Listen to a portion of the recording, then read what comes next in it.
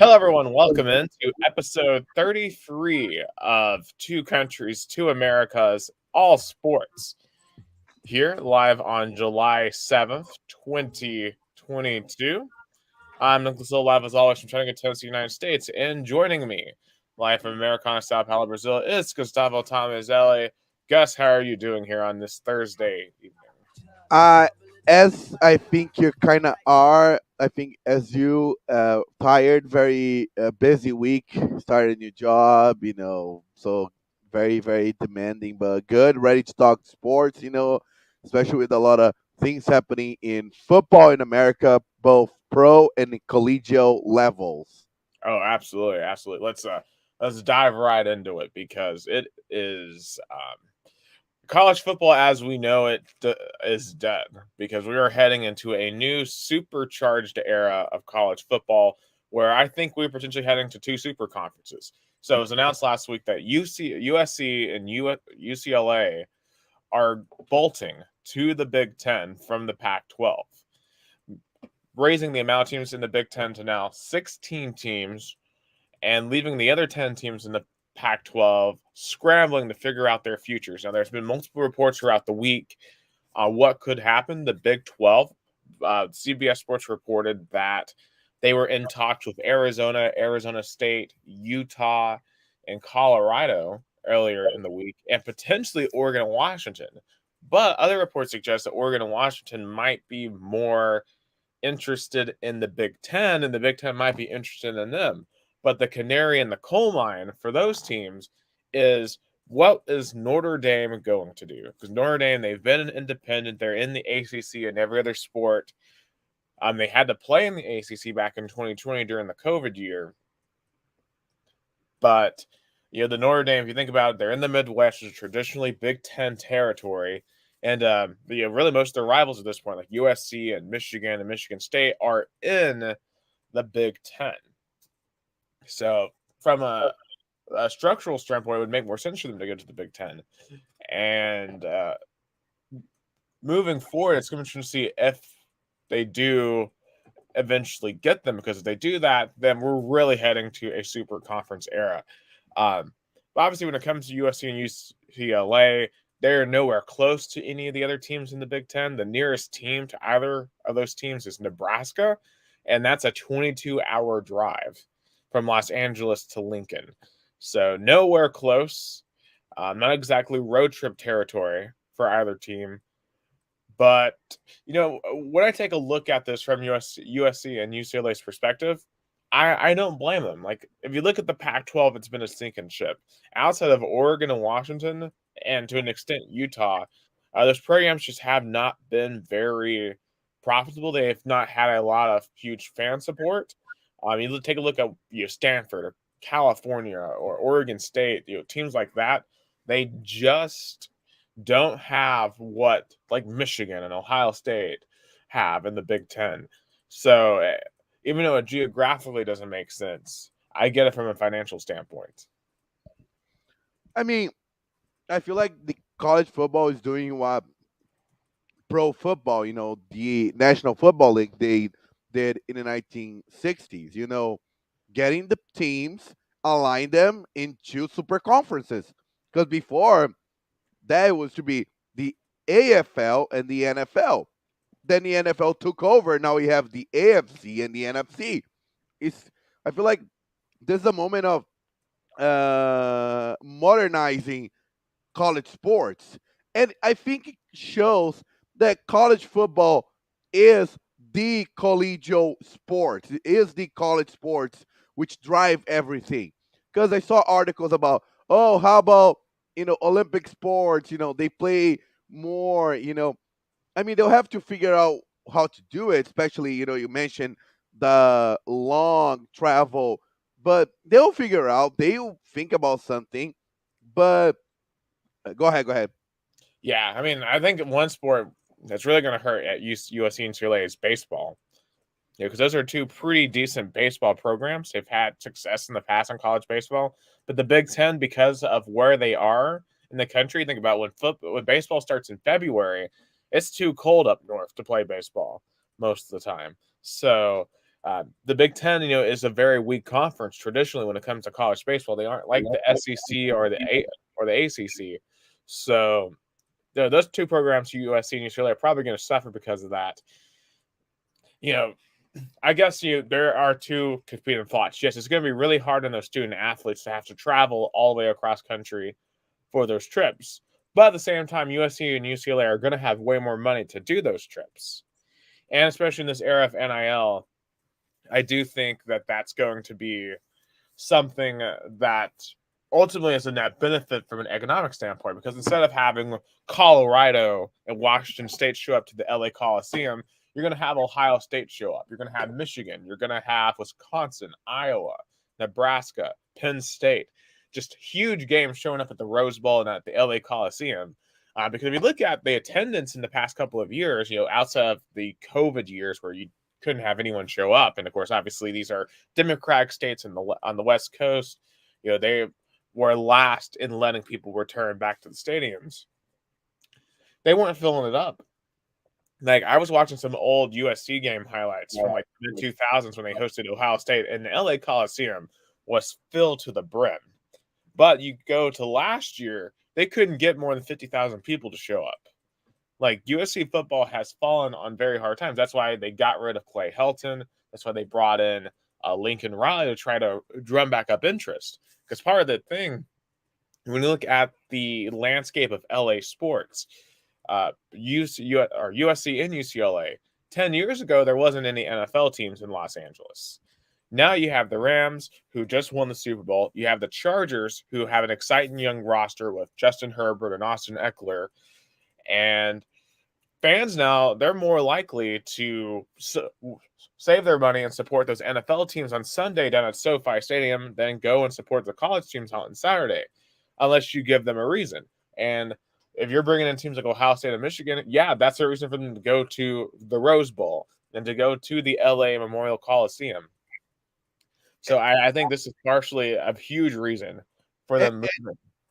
And a great point Colin Cowherd made, about this move. It's about creating urgency games. It's like creating, big time games, because USC is still a big brand. I remember when they host Notre Dame, and both of them, they weren't like, at college football playoff level or in the top, but it felt big. USC is still a big brand. People still remember USC from the Pete Carroll days, even though they, technically got rid of, I think one title. They're still remembered as a really big powerhouse in the mid 2000s, especially the USC Texas national championship game. I think nothing is gonna top that.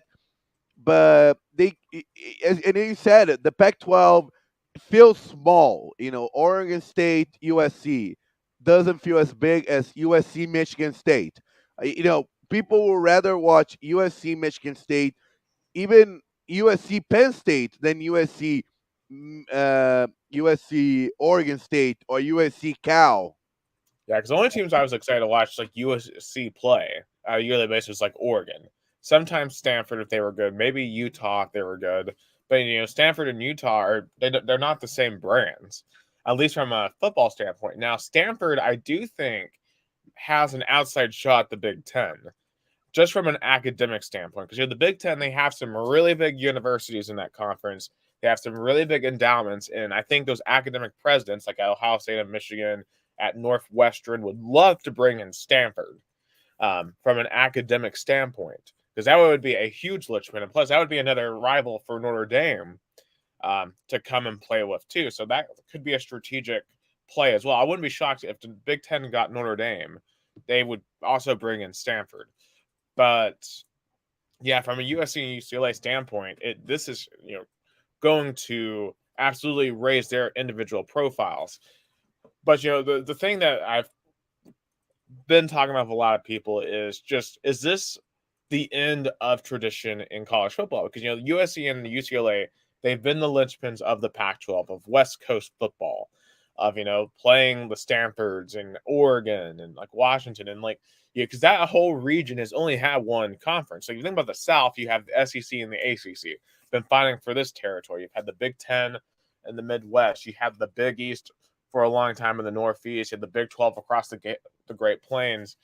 But now, if you look at the past 10, 15 years, it feels like the West Coast, in terms of college football, has completely fallen off the map. Except for Oregon for a couple of years. You had Washington make it to the playoffs that one year. But since 2015, no team west of the Rockies has made the playoffs. I mean, Utah came close. Utah did come close, but they weren't able to get it done. And even if they had made it, they would have gotten destroyed by Alabama. So Yeah, yeah. I feel like also you mentioned those two universities, UCLA and USC, are in a territory of really competitive sports market because college football is in a lot of cities in America where there is even not even not one pro sports team. Like let's say our beloved Tennessee Volunteers, they don't have any professional sports, any professional teams, right, and USLE competes with not only the NFL teams like the Rams and the Chargers, they compete with the Dodgers and the Angels and the Lakers and the Clippers and LAFC and LA Galaxy. I can go on and on and on.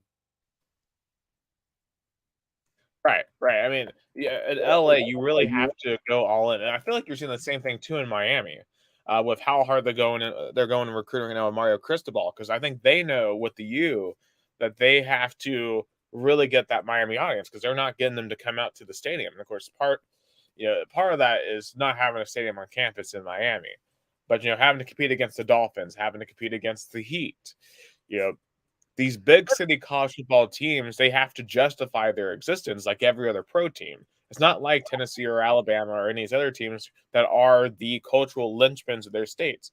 Like you're not like here in Chattanooga, you're gonna drive around and see a ton of Tennessee stuff because it's a part of the culture here. But you're not gonna go to like Naples and see a ton of Miami Hurricanes gear. It doesn't work the same. Oh yeah, and you know, in Miami and USC, they want to be back because college football feels big when they are dominating. Everybody remember how Miami and USC and Texas dominated in the early 2000s and even made the SEC feel smaller. But now they lost relevance. So they tried to get some relevance. USC made the first move and Texas made the first move. Now USC. I wonder if Miami maybe would think about doing something like that. Yeah, but Because that's the question. So in the wake of this, will the SEC now make another move? Because both Big Ten and the SEC now have 16 teams. And rumor is the Big Ten wants to go up to 20. And if the Big Ten goes up to 20, will the SEC try to match them? Which I imagine they would. Greg Sankey is a forward-thinking CEO, and I think he's going to actually try to find four more teams. The question is, who should be those four teams be if you're the SEC?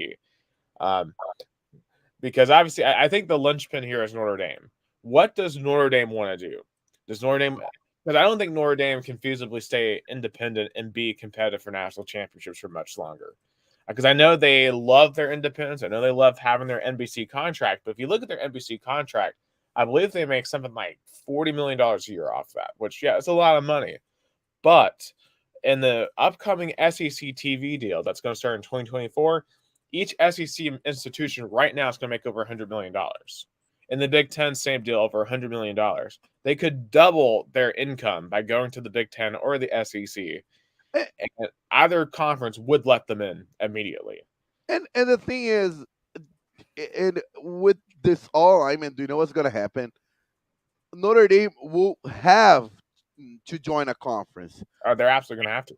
They're gonna have to. This independent BS is gonna because think about it. With more concentrated conferences, there will be no space for I don't want to be joined with any conference because then the scheduling is going to be hard to make.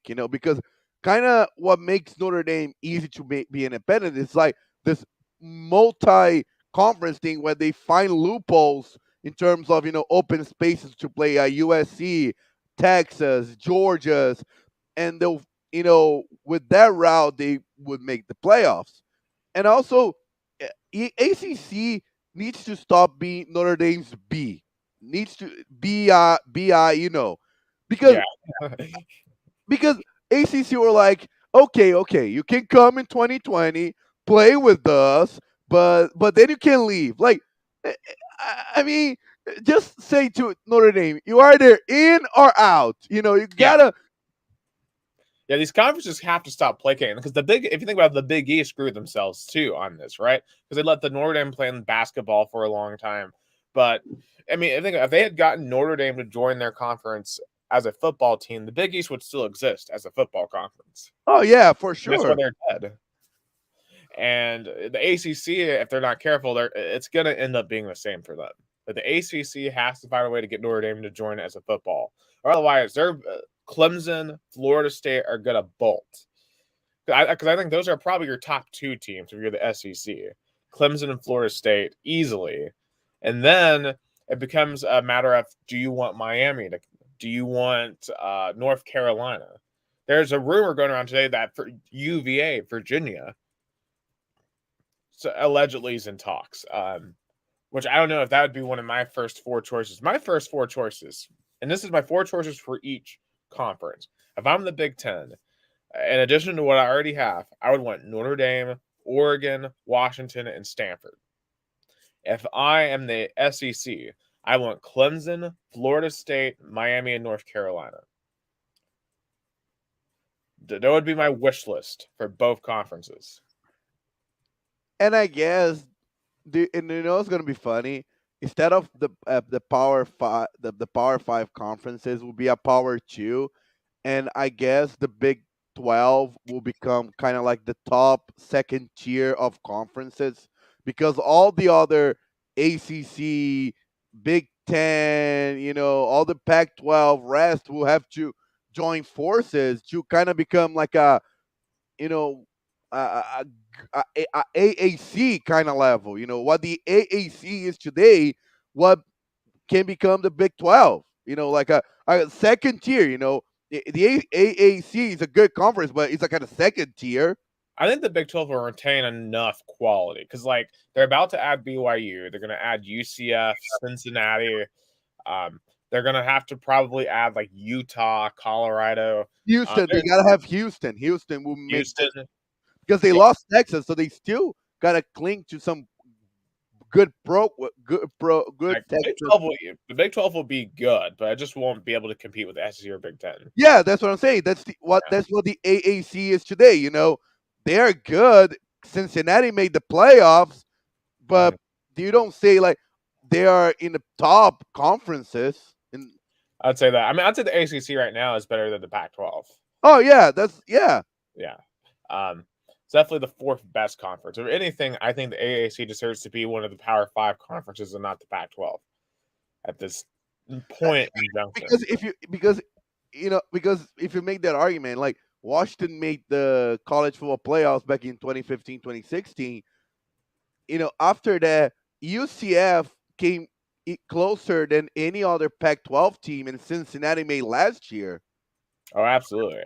I think another question too to ask is: so if we are heading to this place where we have two super conferences, first and foremost, what happens to regular season scheduling? Because if each conference has 20 teams, how in the world do you arrange that schedule? I mean, because I imagine you'd have to. Do you go into like an NFL model where you break it? Because I think you would have to go into four divisions of five teams at least. I mean, because I'm like SEC. I mean, first of all, you got to get rid of cupcake scheduling. I mean, you just have to, like, enough with scheduling. Um, I know for a lot of these programs, with especially FCS and like lower tier FBS, those are kind of vital economically. But let's be real, it takes out of the competitiveness of the sport, because if you think about it, college football is the only big league sports in America where you can, like, oh, I'm gonna choose to play with a easier team to win. Like, doesn't make it any sense. Like, you want your sport to be always competitive, and like college football has the biggest advantage of all the other sports. Like, each week is a playoff because if you lose, you're out. So you gotta use that to the max. Yeah, I'll say this though. I feel like that's going to change with this though, because if you're going to move to these two super conferences, you're going to be able to lose, I think, a couple of games and be all right because your schedules are going to get tougher. Because here would be my model. In theory, if you have a breakaway 40-team league, let's say between the SC and Big Ten, they have basically the AFC to the NFC. You kind of almost have to go to like almost an NFL type schedule where you have, I would say you have 8 divisions like in the NFL. You have your winners, and you have a playoff in there, and it's going to basically just be the NFL. Yeah, And that's why I started the show comparing this new this those moves and those kind of you know this moment the college football is having, kind of like what the NFL happened in the 60s and 70s. yeah, and and that happens if the SEC and the Big Ten decide to break away from the NCAA, then that's just going to affect football. Like stuff like March Madness is dead. I mean, could you imagine a world where March Madness is like broken? Where like if you had the SC and Big Ten teams like having their own Uh, tournament? yeah, and that's an interesting point because I feel like from what I saw being covering college sports for 6 years in the U.S. is that NCAA really gives a damn about playoff basketball, March Madness. But they wash their hands and be like, football, you guys do it. Have the committee, have the playoffs, you guys do it. So that's why I feel like the NCAA is like not interfering because they see this as like football moves, for the regular season of football. If something like you mentioned kind of affects March Madness, then I think NCAA is gonna step in and be like, whoa, whoa, whoa, whoa. Yeah, but at this point you're too far because you can't prevent Texas and Oklahoma from going to the SEC. You can't prevent USC and UCLA from going to the Big Ten. And at this point, it's too far along for them to do anything about it. And I I really do think that the NCAA needs to find a way to almost kind of divorce college football from the rest of college athletics. Because if you decide to go to the whims of football, then these other sports aren't going to be as feasible. Uh, because we were talking about how USC and UCLA are going to have more money to do all the traveling, but still, it's going to be hard on those student athletes, especially if you're expecting them to perform high at an academic level. Let's say at USC, they have a game in at Ohio State on a Monday night in basketball. They got to come back, play some other team in Los Angeles on Saturday, and then let's say on Tuesday they got to go all the way back out to Wisconsin or something. Or if they have to do like a multi-day road trip where they're playing like USC has to go to like Ohio State, then Michigan, then Wisconsin, um, in a couple of days to kind of like try to condense road trips. I mean, that's going to be hard. I mean, think about even NFL teams sometimes. I remember when the 49ers last year, they played the Giants and the Jets back-to-back weeks in the Meadowlands, and they just stayed on the East Coast for 2 weeks. So and like there's an NFL team that has no other distractions. Yeah, that's what I think. College football is really a different sport than the other college sports, even basketball. I think kind of basketball, baseball, softball, volleyball, they always fit in with collegial sports, kind of the way it was, I guess, before the NIL. Kind of, let's say, the amateur era when conferences were closer. They could fit in a game on a Tuesday night and then another one on a Thursday, but was like a 1 hour flight. And but now with all those moves and you know all those moves for football, because football is really, you play 1 week a game, and in the travel, players are used to. But I don't know. I feel like college football, as you said, really needs to have but I think it's hard because if college football separates from the other sports, then what's the point of have college sports? What's the point of universities? What's the point? That is very true. And I think we're going to see a reduction in the amount of football programs across the country as well. Because if you're not in that top 40 teams, then what's even the point? You're not going to get the top athletes because, if you're a football recruit, you're going to desperately be trying to get into one of those 40 programs. And if you can't get into them, then you're going to, go settle for one of the other teams that are still left. But as you were bringing up earlier, if we're going to do away with the FCS cupcake games, then programs like Chattanooga, I don't know how they're going to be able to keep themselves going, because certainly the attendance isn't going to be high enough to keep their football program funded enough. No, and not even the attendance. A lot of those football programs rely on being paid to go and play with those top teams and be beaten. Yeah, absolutely. It is a very, I don't know. It's kind of the part of me is excited for this future because I think you're going to have a lot of really great matchups. Like I'm excited to see Texas and Oklahoma come to Neyland Stadium. There's going to be phenomenal atmospheres, phenomenal games. I want to take the road trips out to Austin and Norman when Tennessee is when they join the SEC. I'm excited to watch LSU play Texas, and I'm excited to see Texas and Texas A&M back together. But at the same time, it feels like we are losing a ton of traditions, a ton of just of what make college football college football. College football has always been a regional sport. It's always been about beating your rivals, winning your conference. And it isn't going to be about that anymore because now, if you're on in the playoffs, there's not even an incentive to play a bowl game because people will just skip them to get ready for the NFL. And I don't blame them. There's a lot of money on the line. But it just shows that what college football was about is what no longer what's about. And that's what always made it unique from NFL. And I guess you either have to accept that or move on from the sport. Because I feel like, because I'm very curious to see what this does ratings wise. Because the big games are going to get huge ratings. But if you're not in the upper echelon of college football, ratings and attendance, I feel like are going to absolutely plummet. Because I was seeing like several people talk from like Utah's fan base talk about how it was nice to be a part of the big boys for a couple of years, but now we're in the dust again, and I can't go back to being an also ran like we used to be in the Mountain West. It's tough. There's going to be a lot of fan bases, a lot of teams that are going to get screwed over by this whole situation.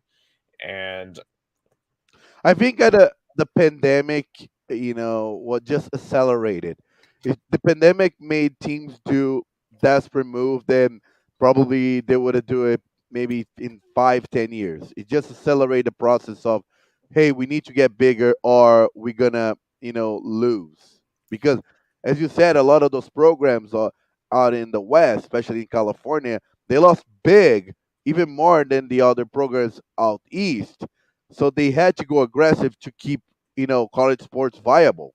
yeah, and we saw too in 2020 that you can pull off a conference only schedule as well and have a compelling season out of it too. Like there were a lot of really good games in 2020 with just the conference only schedule, and because it was just like, for example, the SEC, just because it was SEC versus SEC, you see there was at least a couple of good games on every single week because of that schedule. So I really do think that that's what we're going to be heading to, is a conference only model with maybe a couple of exceptions for rivalries and stuff like that if you can fit them in. But uh, we're going to see way more of this before it's over. And I think too, NIL is playing a huge deal with this too. Oh Because yeah, I mean, like the whole USC UCLA deal, like it's easier to convince companies to advertise with these players if they're getting big opponents to play, because they want their eyes on the eyes on their individuals when they're playing big games, and that's easier in the Big Ten versus the Pac-12. So I think between the NIL, the pandemic, uh, I think that's really accelerated things. And plus, really, I think the success, the how the NFL just continues to grow year after year after year as well. Like it seems like it's bigger than it's ever been before, and I think college football really they desperately want to be the NFL. And I think they have to be careful because what makes the NFL successful is they are those athletes are the best football players in the world. They have those complex coaching schemes, and the parity is equal. So like you have a lot of great games week to week in the NFL. And college football doesn't have that. Now I'm hoping with everything that's happening, maybe we will see more parity. So you don't have just Alabama winning every single year or Clemson or any one of these like couple of teams that have been in the playoffs every single year. Because I think that's one thing that college football desperately needs is parity. We need different teams at the top year to year to truly have the game to continue to be compelling to a national audience. I agree. I agree. I feel like uh, the NFL and college football competition is a healthy one. It's a way better competition than the NBA and college basketball because the college football acknowledges and promotes their players in the draft. I feel like NBA kind of is pulling away year after year from collegial from college basketball. You see now high players being highly drafted overseas, and you don't see them as this hype for players being drafted in college basketball. Absolutely, too. And the whole one and done rule, it doesn't allow these players to truly leave an impact. I mean, I think about like a Kennedy Chandler who did leave an impact for Tennessee, but that was just in 1 year. I mean, think about what type of legend he could have been if we had had him for 3 years versus what you have in football. So it that whole arrangement does hurt college football. I kind of wish it was college basketball or college baseball where you either go straight to high school or straight to the league out of high school or you go to college for 3 years. And that would help college I basketball. I think that would be I think that would have been a fair deal. I think it's like you either commit it or you either try to go pro, and then that's your decision. That's baseball is very free. Baseball is very like free. It's like, hey, it's your decision. If you wanna take your time to develop your career and have a academic degree, that's your choice. But you also can kind of like go straight to the show and kind of I feel like take a risk. Yeah, because we're seeing that. I think with the era of NIL deals, that's going to be, I think, more likely for these athletes to choose college, so they can develop their skills and still make a bit of money.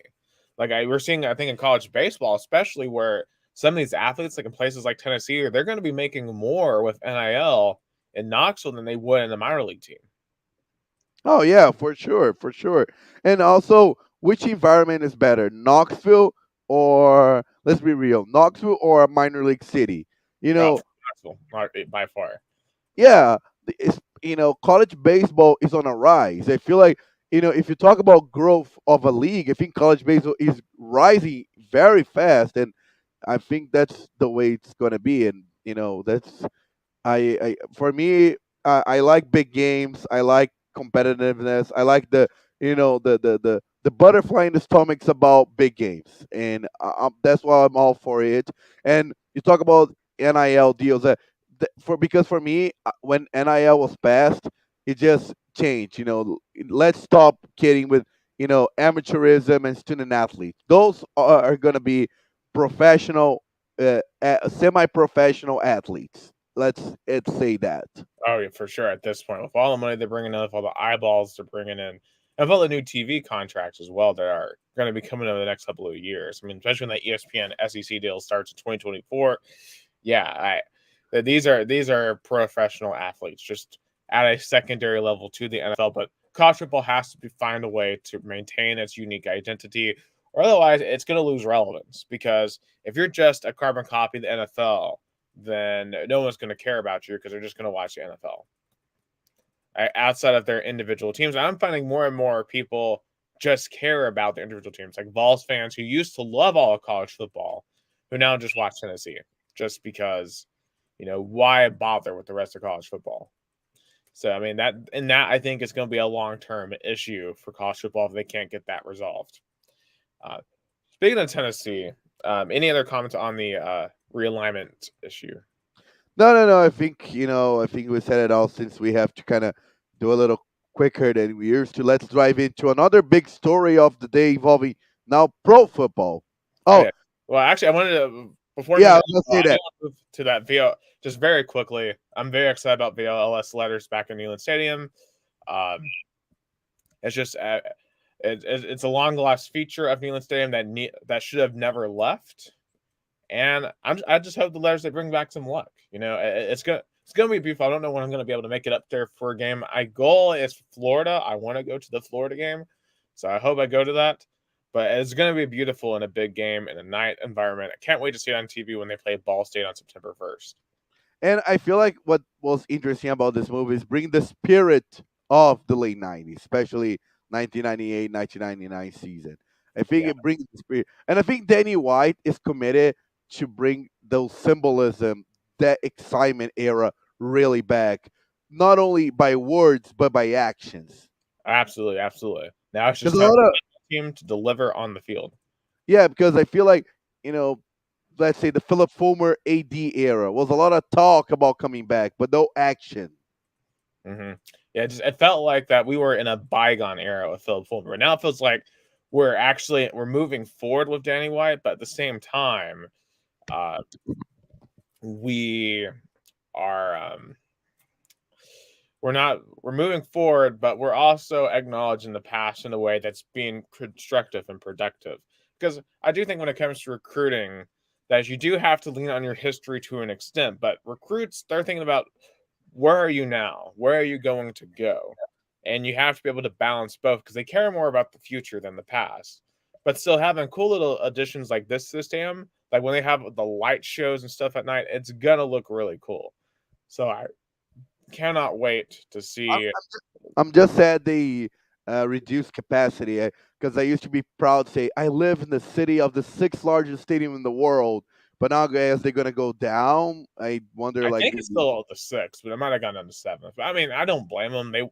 They've only sold out that place like 2 times in the last 7 years or something like that. Like I don't blame them. I mean, with streaming and the fact that you can sit down and watch a million college football games in one day, like you're unless it's a massive, massive game, you're not getting 102,000 people in there for most games. Now, like Florida, Georgia, of course, you had Ole Miss last year, Lane Kiffin. Yeah, you're gonna get 102,455, or well, now it's gonna be 101,915. That's the new digits we have uh, to so memorize. now let me get used to because I used to know very like so was 102,455. Now it's 101. 915, 101,915. And it's going to go down a little bit more when they do their renovations on the south side of the stadium as well. So it'll probably be just a little bit over 100,000, which is, I mean, 2,000 seats. If it's not that big of a deal, it's still going to be very loud in there. I mean, it's been loud in there when they've only had like 95,000 people. So, which I mean, we say only, that's a lot of people still at a football game. So, it just goes to show you, I think they're gonna lose. I guess just one position. Tiger Stadium is gonna surpass Neyland Stadium. yeah, LSU. Which Yeah. they weren't selling out that joint last year either because LSU wasn't very good. But we'll see what they do with Brian Kelly uh, in that new era. All Yeah, right, but no, and also I also there's a new largest stadium in the world, which is the Moody Stadium in India, 132,000 fans for cricket. hmm. Okay. I mean, cricket's a massive sport. But isn't technically the North that stadium in North Korea the biggest one? Yeah, The it used to be North Korea, number one. I guess Kim Jong Il won't hold that title anymore. I guess he'll be a little upset with Moody from India now that India has the largest stadium of a capacity in the Yeah, they're world. about to pull together all resources to build the new biggest stadium. But Yeah. I wonder what the amenities are like at the Mayday Stadium in Pyongyang. I can't imagine they're very good. No lattes, no beer gardens. Yeah, I guess it'll be a very sit down, watch, leave. Yeah, very much. It's not a good time. Not a place you want to go. Uh, if you are any type of fan. A Brazilian team actually played there in 2009. It was a team from like Sorocaba, kind of like an hour away from here. But their colors used to be yellow, so they just said to the people there, "That's Brazil. That's Brazil national team," and everybody like, "Yeah, cool." But it wasn't. And that team only played there because the owner was a reverend from North Korea. Yeah. So how did they win in North Korea? 0-0. Perfect 0-0. Nobody lost. Nobody won. The players of the Brazilian players were telling stories like, we're not gonna try to win. We're just gonna keep entertained. We just want to get in trouble. And the coach was like celebrating 0-0. It's like, good. We came here. We played. Yeah, I remember a couple of years ago, South Korea played at North Korea, and I don't think there has to be any more nerve wracking sports assignment in the world than being a South Korean having to go play in Pyongyang, because that Oh was my a god. deal. And I remember that because I forget his name, but he's like the forward for Tottenham.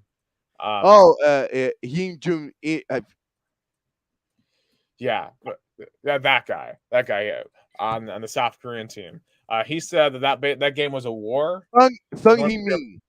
yeah, they played dirty and they were lucky to leave alive.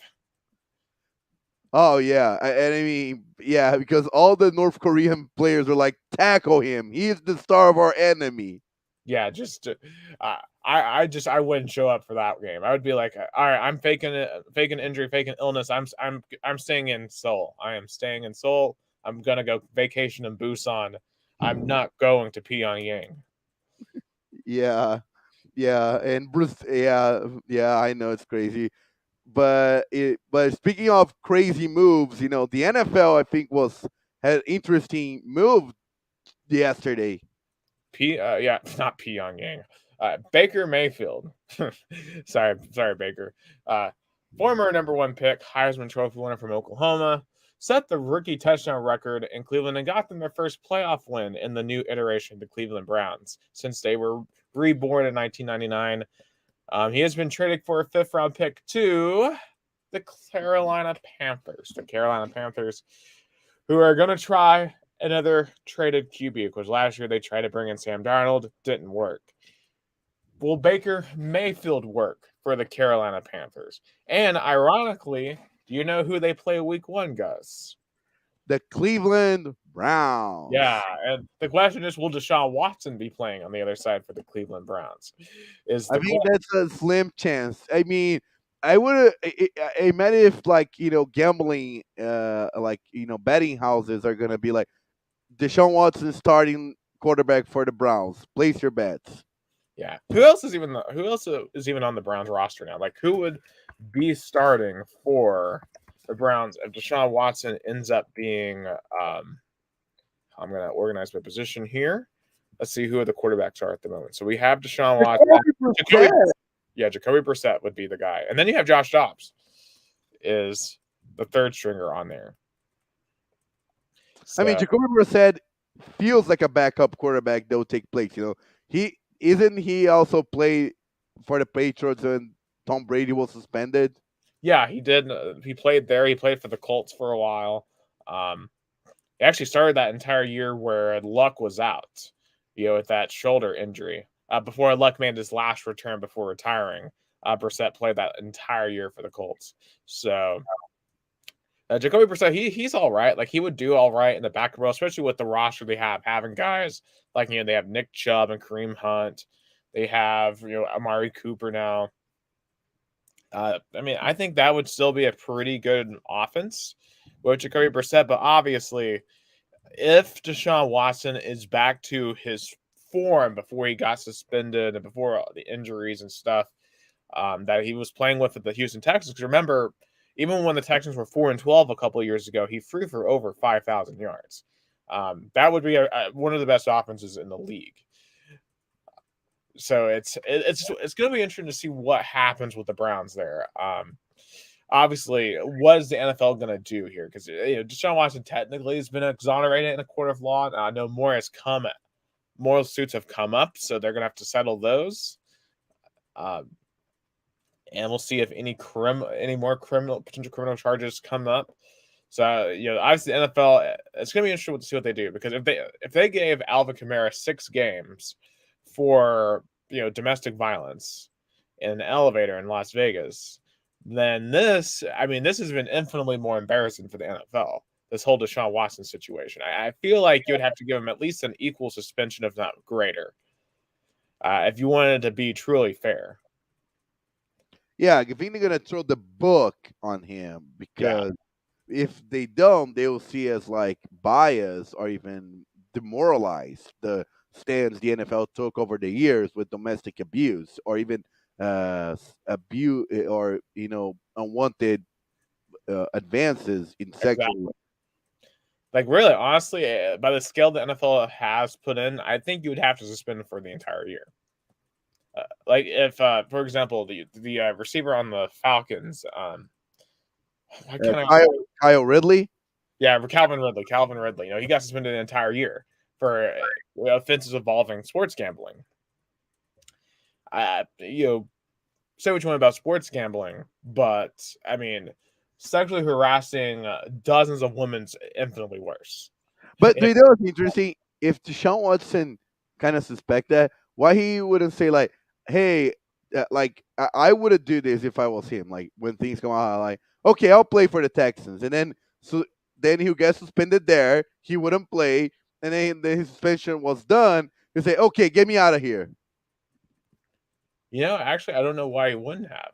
At least tried that. Because the NFL definitely would have suspended him last year. I feel like Yeah, while the investigation was ongoing. So, I don't know. Definitely the way this whole situation has played out has been really, really weird. So, but we've seen guys come back from multiple years. We saw Michael Vick come back from being in prison for 18 months and come out and play really, really well with the Eagles after that whole situation. So I still think Deshaun Watson has a insane amount of talent as a quarterback. Definitely, it's going to be hostile though when he gets in there. When he goes on road trips? Like imagine him going to Pittsburgh or going to Baltimore. Like you're going to hear a lot of stuff. If you're Deshaun Watson. It's not going to be easy at all. And obviously, I feel like you're going to have to really earn the trust of your teammates as well because I think they're going to have questions about your character, about can you truly be the leader of this team if you're Deshaun Watson?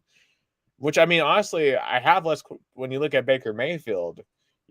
I thought he was being a pretty decent leader of the team. Now, granted, was he the best quarterback? No, but he rallied that team. He got that organization to the heights they hadn't been to before, and it's kind of sad to see that Baker Mayfield ultimately kind of got left out to dust here because there was a lot of hype heading into last year, and it just kind of felt like that this black cloud came on him halfway through the season, and it just the Browns did nothing to help him out with that black cloud, especially going back behind his back and getting Deshaun Watson, who, from a talent perspective, is an upgrade, but with all the baggage, I don't know if it at the end of the day it truly is an upgrade.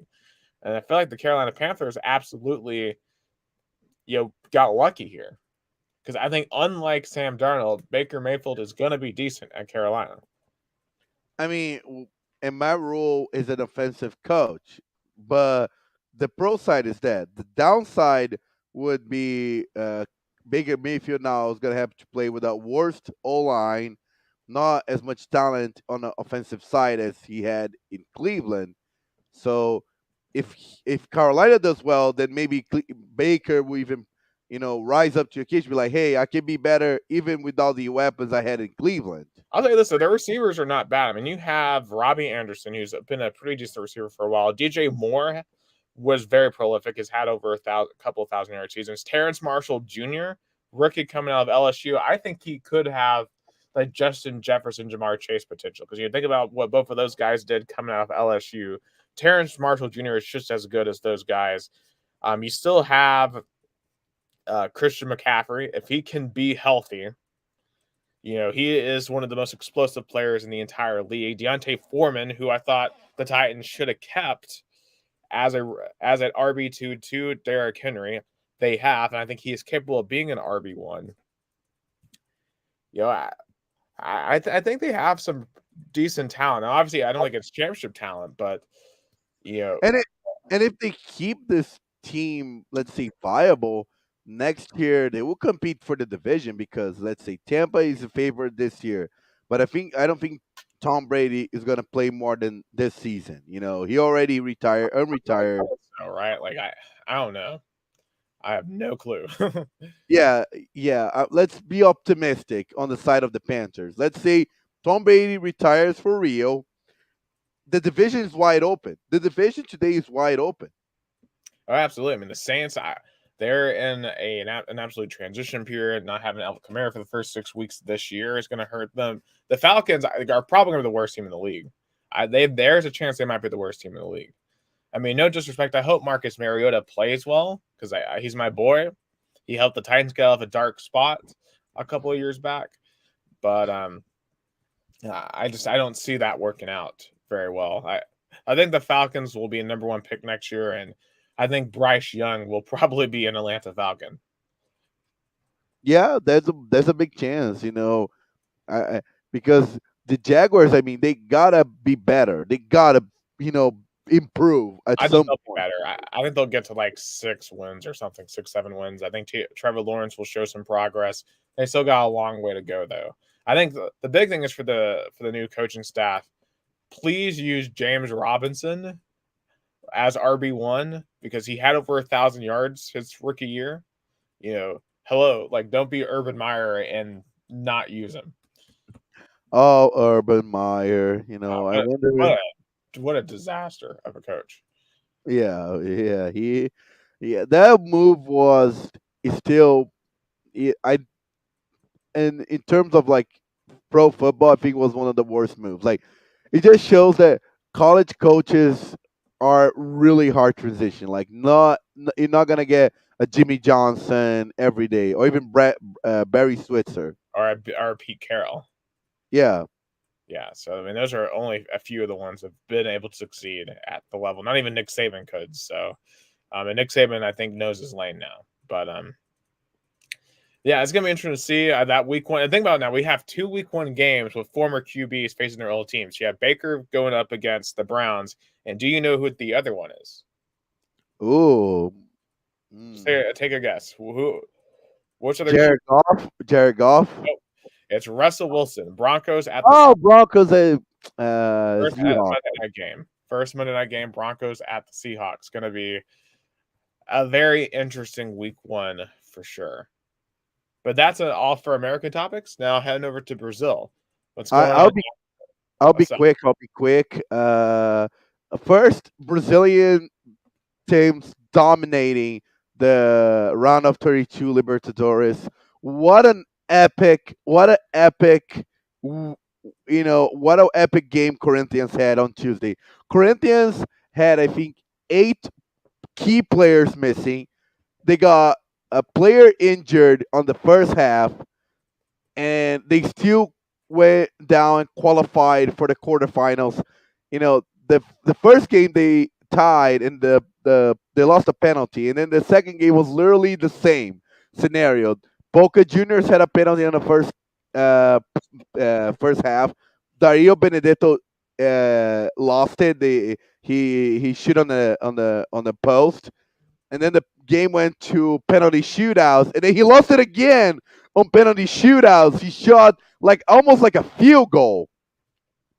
So, and then Corinthians was able to get the win, qualify for the next round. That was an epic performance. I'll say that will go down as top 10 all-time performance of Corinthians. Like, the amount of players Corinthians did not have, like, on the injured list, was like, an entire, let's say, starting roster of key players who were injured. Even a player like William, who was like a starter, he was injured, but he still went with the team and was in the reserve, in the bench, if they really really need him. So Corinthians advanced. They're gonna play Flamengo, which destroyed Tolima from Colombia 7-1 in the second leg game. And it's interesting to see Flamengo improving because, after all the chaos with coaches and everything, Flamengo hired a very plain Brazilian coach, and he's finding ways for the team to be better, for them to be aggressive as probably it was in 2019. And, it's gonna be I mean, the happiest guy ever is Silvio Santos. He's the owner of the TV station who broadcasts Libertadores this year, SBT. He's gonna have Corinthians versus Flamengo. It's like, the 49ers and the Cowboys playing the Super Bowl. Imagine the TV. No, the Cowboys and the Patriots, let's say, playing in the Super Bowl. Imagine the TV station having that game in the Patriots Brady era versus the Cowboys. Mm. That's kind of the game SBT is going to have. Two big teams with large fan base are going to clash in the most important tournament in Brazil. The ratings are going to go through the roof. Oh my gosh, they're going to. Oh, so the man from Baú, the Silvio Santos, is like laughing because SBT is not the most important TV station in Brazil. It's global, but SBT kind of sneaky and got Libertadores after the pandemic started and Global kind of like broke off the contract. So he was like the happiest of all of both teams. Kind of that was the dream scenario for Global for many many years, but they never got this. I think they only got once in 2010, and it was a huge ratings. So and Flamengo was not as good as he is today. So I'm really curious. I think Flamengo's favorite. They have the better rosters, healthier roster, but I don't know with the way Corinthians been so disciplined and so tough to play. I don't know. I I think it's gonna go really tough. Palmeiras dominated Cerro Porteño from Paraguay 5-0. Rony, he tried so much scoring, like we call the bicycle goal. You know, when they do like a volley. Mm. Yeah. So he finally made it. Palmeiras gonna face Atlético Mineiro, who had a little tough time, but they but eliminated Emelec. It's kind of like last year's semifinal rematch. So and Palmeiras still undefeated in this Libertadores, year. But I think Palmeiras to the favor because they seem the better roster. They seem healthier, but Atlético Mineiro has so many talents, so it's gonna be a really big clash. Another Brazilian Atlético Paranaense qualified, tying 1-1 versus Libertad.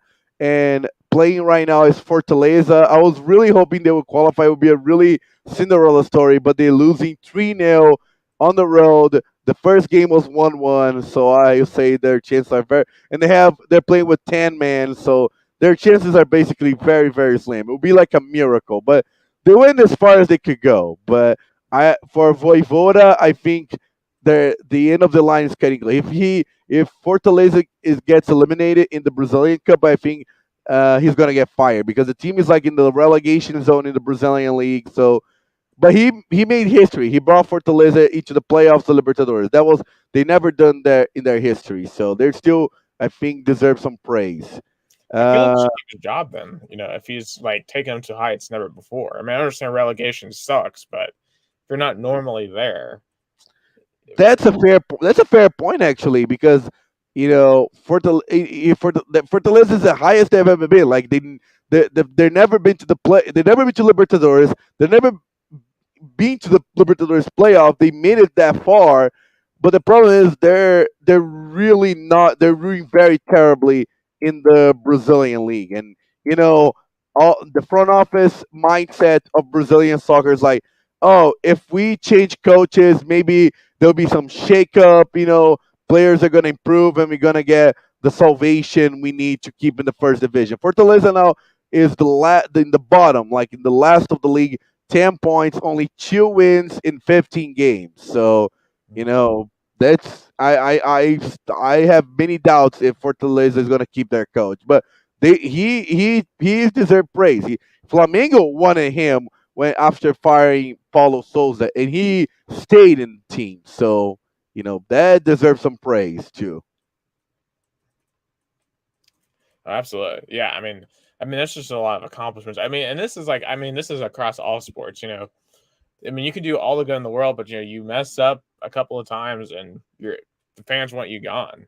Yeah, and there were even protests when Fortaleza lost, I think, a match last month kept them in the relegation zone in the bottom. So the fans, they because CRI, on the other hand, they're doing better. I mean, they're out of the relegation zone, and they're gonna collide in the Brazilian Cup. So a lot of stakes on the line for, but still, like it's very historic to see a team from the Northeast making that far into like a that big of a competition as Libertadores. But 3-0 with 21 minutes to play, I say they're out. And last but not least, my beloved Rio Branco lost a very, very painful game on Saturday in the first week of the second round of the under 23 state championship here, the Paulistão under 23. Had two goals disallowed. Both one of them seemed more like he was offside, but the other one was very questionable. And then on the last play of the game, Mawa scored the winning goal. So that was cruel. Imagine your team played so well for the entire game. The other team played defense all the time, kind of like doing like a lane kick and slowing the game, stop the game, and on the last play of the game, they scored the winning goal. So Rio Branco is going to have to go on the road this Saturday in a really long drive. It's like 8 hours away in the beautiful city of Presidente Prudente. Maybe get a tie. I hope to get a tie. A win would be a reviving kind of like situation, but it's tough when you play like a short kind of like second round with only three home games and you lose your first one. It makes you kind of very close to being eliminated, even though they only play one game. Right. I mean, losing the last play in any sport is just extremely tough. I mean, I remember that almost kind of like reminds me of like 2010 Tennessee LSU, where Tennessee was undermanned and had LSU beat, but because we had too many men on the field in the last play, LSU got one more play and scored to beat us. So yeah, that's brutal. But hey, at least it's not over yet, right? They can go on the road and hopefully pull it out. Yeah, that's what I hope for too. So let's dive into our hot takes. You go first. Yeah. All right. So a pretty interesting discussion NASCAR related. So NASCAR went to this road course called Road America over the weekend in Elkhart Lake, Wisconsin. It's a 4 mile long road course. It's been around for decades in Wisconsin. The Cup Series just started racing there last year. And the racing, to be honest, isn't great. It's very technical, but we did have a really good battle for the finish there where Tyler Reddick got his first ever win in the 8 car over Chase Elliott. Um, but that's not really the point I'm really wanting to bring up because rumor is NASCAR is trying to create a street course in the city of Chicago for next year. And this would potentially replace Road America. And the question is, should NASCAR stay at Road America or go to Chicago? To me personally, in an ideal world, I would keep both. I would keep Road America and then keep Chicago Street Course. I think Road America is a historic track. They get 90 to 100,000 fans to show up in Wisconsin for that race. I think it would be a bad business decision for NASCAR to leave Road America. But I really think that a street course in Chicago is something that you should absolutely pursue. Bringing the races to the city, because I know you've said you've seen IndyCar race in the streets of Sao Paulo, and just what that does, bringing the race to the fans. Because most racetracks are they're out in the middle of nowhere, they're away from cities, but this is bringing the race to the fans. We saw earlier this year LA Coliseum, uh, the Clash of the Coliseum, and what that did, and I thought that looked amazing on TV to have the race right next to downtown. So having the race in downtown would be phenomenal for NASCAR if they can pull it off. Personally, here's what I would do to keep the number of road courses the same. I would change the Indianapolis road course back to an oval on the main Indianapolis Motor Speedway. I think with this new car, I think it actually could be a really good race. And I would get rid of Texas Motor Speedway because Texas Motor Speedway is the worst track on the schedule. It sucks. It needs to go away. But that's not what's going to happen. So if you actually had to do this binary choice, I personally would stay at Road America because there's no guarantee the Chicago Street Course is going to work. I think Road America, if you give it time, will be a mainstay on the NASCAR schedule. Even though it isn't the most exciting race in the world, I think it's a race that absolutely has a place on the schedule. Oh yeah, I love when you have big racing, in the streets. I feel like it creates like a vibrant atmosphere. It creates like you mentioned, the São Paulo Indy 300 was vibrant. It faked São Paulo alive. I would love them to come back, because it made so it kind of it brings like a mystic, because it's like they're racing on the track that normal people drive every day. So it kind of create this mystic of we use the same track for driving in the normal days. Now professional drivers are going to be here. Mhm. Absolutely, I really do think that. But I mean, at the same time, if they choose Chicago, I understand. They just better be ready for a lot of backlash from the fan base. I feel like if they go with that decision, but if it pays off in the long run, Chicago street course would absolutely be more profitable in the long run.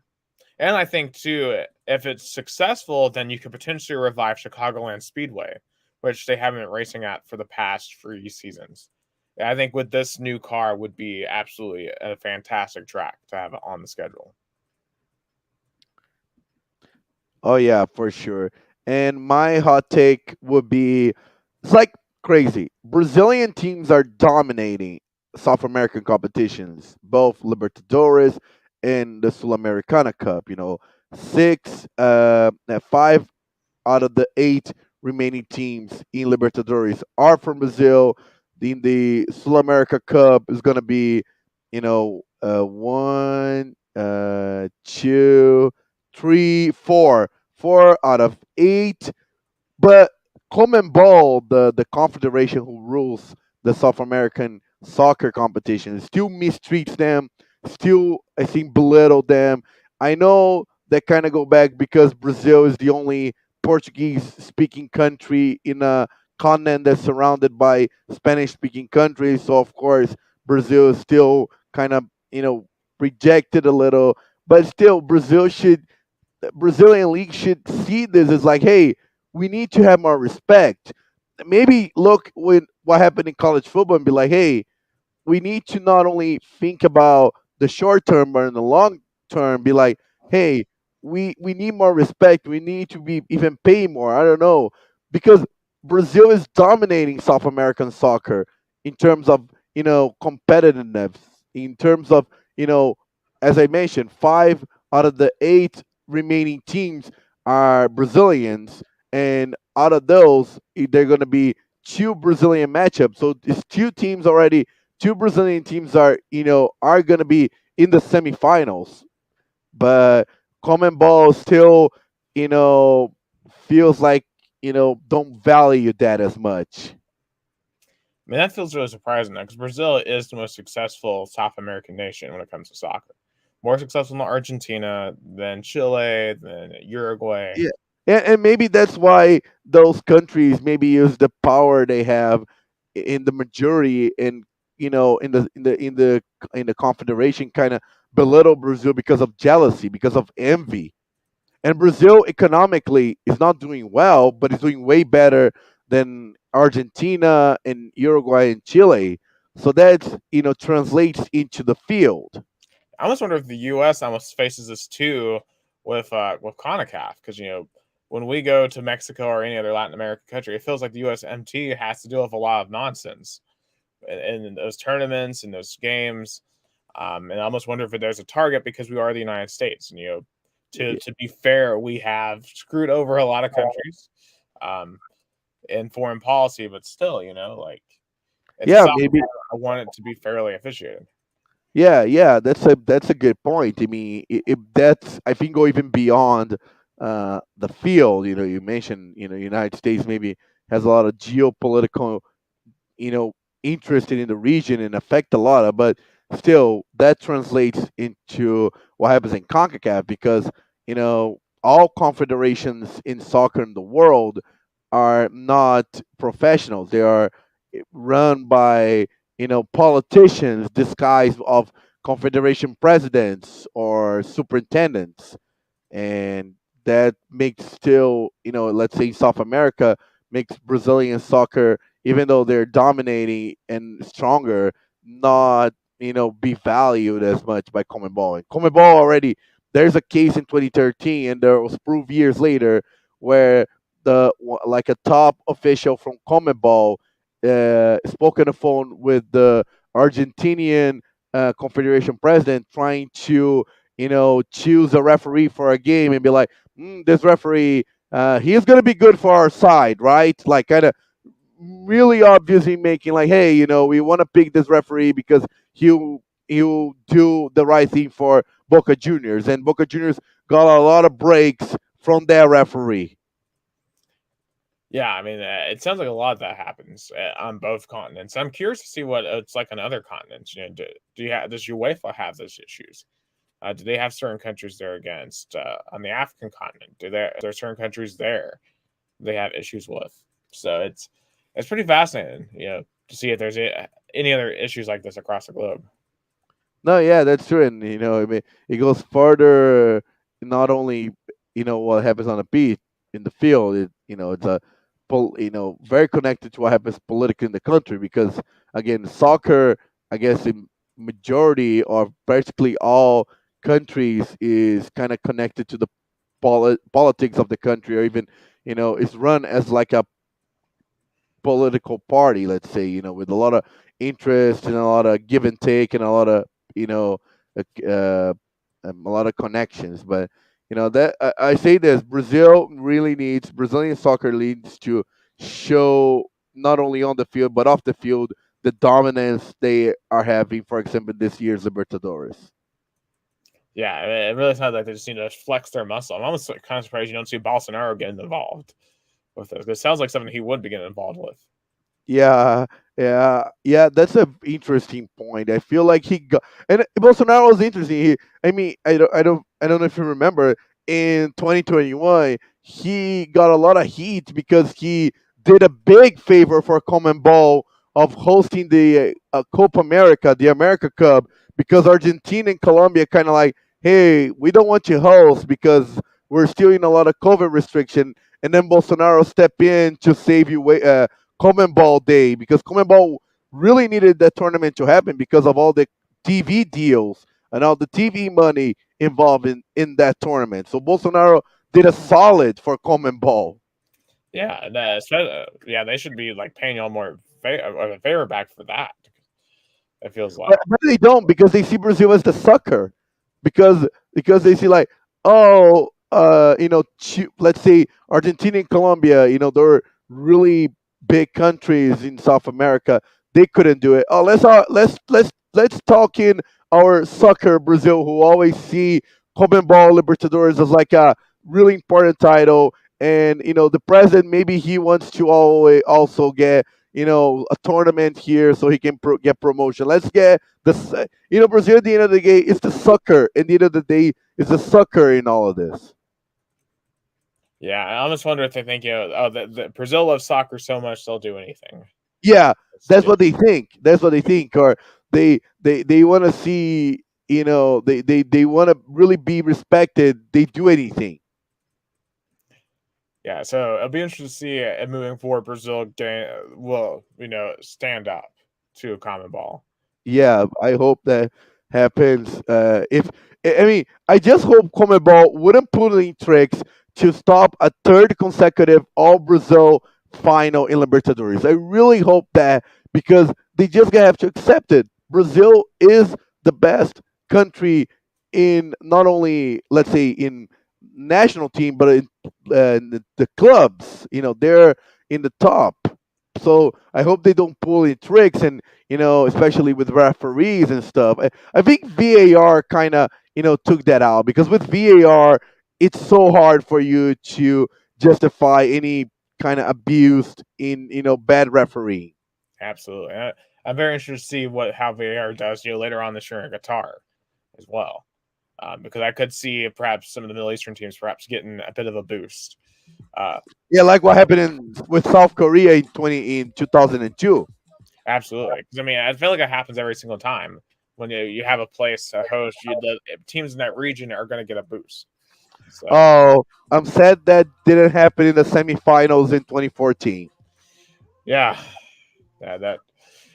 I think there was not amount of referee boost could have saved that day. Actually, you should have seen this a week or two ago. So we had the Red Wolves, the China Red Wolves. They beat this team from Charlotte 7-1. And literally, in the script that I wrote for my anchor, I literally put, just like Germany over Brazil in 2014, the final was 7-1. Oh, nice, love it, love it. I see 7-1, it's like, oh, Germany, Brazil. Yeah, that's gonna be forever. That stain will never leave Brazilian soccer. They're gonna have to beat someone 7-1 to get that off of them.